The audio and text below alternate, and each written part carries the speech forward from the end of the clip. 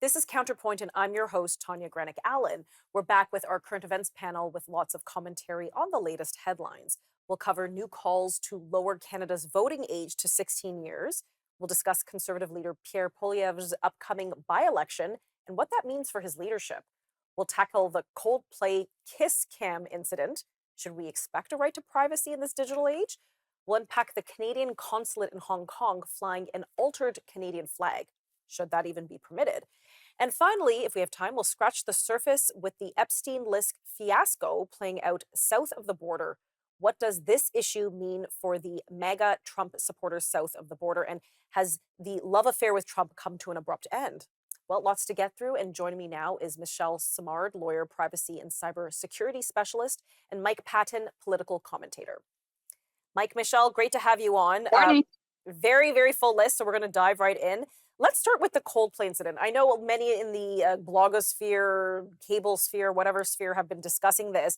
And of course, it's shame, scandal, embarrassing, sad, I guess. But at the end of the day, I guess one question that was really pressed on me is like, if you attend a concert where there are like, say, 20, 30, 40,000 people, does one have an expectation to a right of privacy? Like in this case, it had very damaging consequences. It sounds like 2 marriages are over, families upended. Michelle, does one have a right to privacy in a public setting like that? No, plain and simple. It's at the end of the day, it's an implied consent when you go to a concert that people will have cameras, that pictures will be taken, videos will be taken. You can go up on the screen. Everybody's aware of it, so it's not that they weren't aware. So it's an implied consent that people did when they purchased their tickets. So at the end of the day, you can't expect privacy when you're going to a place with that many people, and knowing that all this type of camera and video is permitted and allowed and also even encouraged. Well, it was interesting though, Mike, because when you heard Chris Martin, who's the lead singer of Coldplay, kind of say, oh, either they're having an affair or they're really shy. And then it turns out they were having an affair. And it cost the man his job as CEO of a fairly, I guess, successful company. She was chief people officer, whatever that means. I guess HR consultant or HR officer. I assume that's what that means. Probably her job's gone too. I didn't see any statements on that. It seems like he bore more of the brunt because he's in the senior position. There are damages. These are real damages. Mike, is there any recourse? I mean, there's, I don't know. There's a lot going on here. There's real damages, and this is a very interesting case because there's so many ways you can look at it. One of the things is nobody'd ever heard of these people. Nobody'd ever heard of this company, and I was shocked that Coldplay was still touring.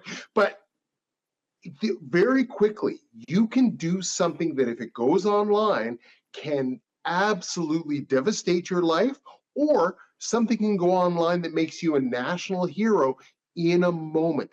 Times are changing so dramatically, and this is significant because I saw a number of commentators who looked at this whole thing and said they didn't even know if it was real. They thought it might be a play for the company because it was so crazy that these people would be having such a public affair.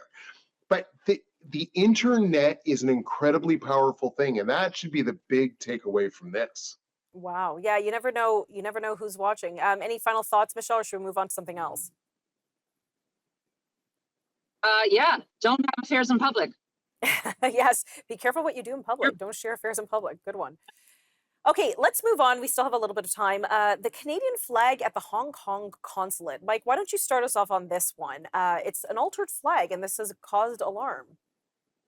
So pictures were circulated online of taken at the Canadian consulate in Hong Kong of the Canadian flag next to a Canadian flag-like flag that where the red bars on the side had been altered to make it look more like a sort of a pride flag or something like that.